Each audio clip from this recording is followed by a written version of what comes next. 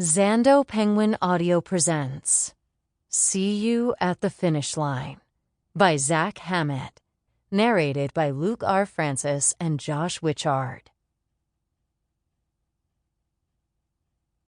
Chapter 1. Lucas. Don't look outside the boat. That's all I can think right now. Don't look outside the boat. It's a shame, since I must have the best view in the house. To the left of me, the Oxford crew are poised in menacing silence. Behind them, a small flotilla of boats containing the umpire, TV crew, and various VIPs. On the banks of the Thames, a crowd of people 10 or 12 deep. At least, I assume there is. I can't look, but I can hear them, chanting out rival slogans as they sip on their plastic pint glasses and shuffle impatiently in the crisp March air. It still feels crazy to me that a student rowing race can attract this much attention. But I mustn't start thinking like that. If I don't look, none of it's real. Don't look outside the boat. Don't look. Don't look. Don't look. There's only one problem with not looking outside the boat. I'm the Cambridge Cox, which means I sit in front of our 8 rowers, shouting orders and steering with my rudder. Directly opposite me is George, our all-American boat club president, setting the pace in what's known as the stroke seat. I once read that if you look someone in the eye for 4 minutes straight, you risk falling in love with them. George and I have conclusively disproved that theory. It's mad to think how many hours the two of us have spent sitting opposite each other in the boat like this over the past year. I know every inch of George's face. The sweep of his neat blonde side parting that melts mothers' hearts, the masculine brow and perfectly proportioned cheekbones that remain tanned year-round, the stoic expression behind his grey-blue eyes. He looks like a model, mainly because he is one. In his underpants, no less. Plastered on billboards around the world. You'd think that would make him arrogant beyond belief, but it's much worse. George is a people-pleaser. Desperate to be liked by everyone he meets. "Starting positions," booms the umpire vigorously over his megaphone. Shit. George and the rest of the team slide forward on their seats and grip their oars. The crowd falls quiet. This is it. I look down the length of the boat to check that it's straight. The current is pulling us dangerously off course. I raise my hand. "Waiting on Cambridge," the umpire announces. George glances up and checks our position. "We're good," he whispers. What's his problem? Steering is my job. I look back down the line. No, we're not. Every single person lining the course or watching on TV is waiting for me to get on with it. But we need to start perfectly straight or we'll risk crashing into Oxford. "We're good," George says again. "Wait," I insist. I look down the boat one more time, but now I'm doubting myself. Are we straight or not? Why doesn't George trust me? "When you're ready, Cambridge," the umpire says pointedly. "Trust me. We're good," says George, giving the umpire a big, goofy thumbs up. I stare at him. What the hell are you doing? "Just letting him know we're all good." "But we're not. What's wrong with you?" George glances fretfully back at the umpire. I don't believe it. He doesn't want to annoy him. He's not going to give us extra points for starting on time, George. He's not going to pat you on the back. "Lucas, let me get the boat straight." "It is straight." "No, it's not." "Yes, it is." George flashes me a kilowatt smile. "You got this."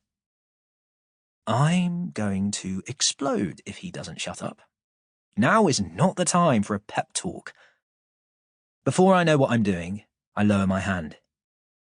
Just like that, The umpire sounds his starting klaxon. The rowers pull on their oars, the crowd cheers like mad, and commands come tumbling out of my mouth. What I'm saying, I have no idea. I'm having some kind of out-of-body experience. "Back off, Cambridge!" the umpire screams. I snap out of it and glance to my left. The boat is off course. It's heading straight towards Oxford. I yank hard on my rudder. "Fucking hell, George, I told you!" George pulls on his oar and says nothing. Once the race gets going, the rowers are like pistons in a machine, sliding backwards and forwards with mechanical precision, not an ounce of energy to spare, let alone brain power. It's me who has to do the thinking. I glance over at Oxford. They're already half a boat length ahead. How is this happening? How is this the race we've prepared all year for? I have to act fast. The course is 4 miles long, but the advantage switches hands depending on who's closest to the fastest river current at any given point. I've memorised the course's fluctuations. If we aren't ahead by the halfway point at Hammersmith, we never will be. And Oxford's lead is increasing. "We need to do a push," I say to George. "Ready?" A push means cranking up the stroke rate so high that the rowers might not have anything left for the rest of the race. As George slides forwards on his seat, I can see the beads of sweat on his forehead, the capillaries bursting in the whites of his eyes. "It's too early," he splutters. I stare back at him, rage pulsing through my veins. What's he worried about now? Upsetting our coach by deviating from the race plan? I'm not an idiot. Doing a push this early is a hell of a risk. But it's now or never. "It's not too early," I scream. "Now push! Push! Push!" I hear a ripple of excitement pass through the crowd as the boat speeds past Thames Rowing Club. A lot of the real fans gather here, on the first half of the course, not at the finish line, by which point the race has almost always been won or lost. As I shout at the rowers to crank up the stroke rate, I feel the boat begin to glide through the water. We're edging closer to Oxford. Is this the moment the tables turn? I glance to my side. Oxford have hit back with a push of their own. They've re-established their lead without a struggle. If anything, it's bigger than before. I can already feel our rowers tiring. I can see it on George's face. I bring the crew back down to their regular stroke rate and glance at the Oxford boat. There's clear water between us. My gamble failed. Worse, our spirit has been broken. Nothing is more demotivating than a bad push. I try to rally the team, knowing there are still nearly 10 minutes left of this torture.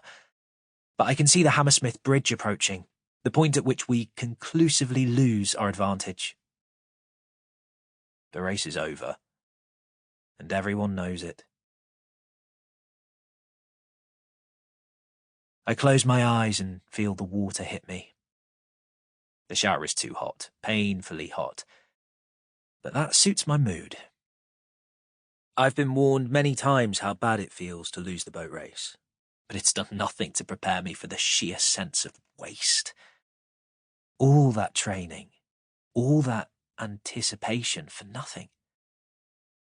At the end of the race, the rowers were physically spent to the point of collapse.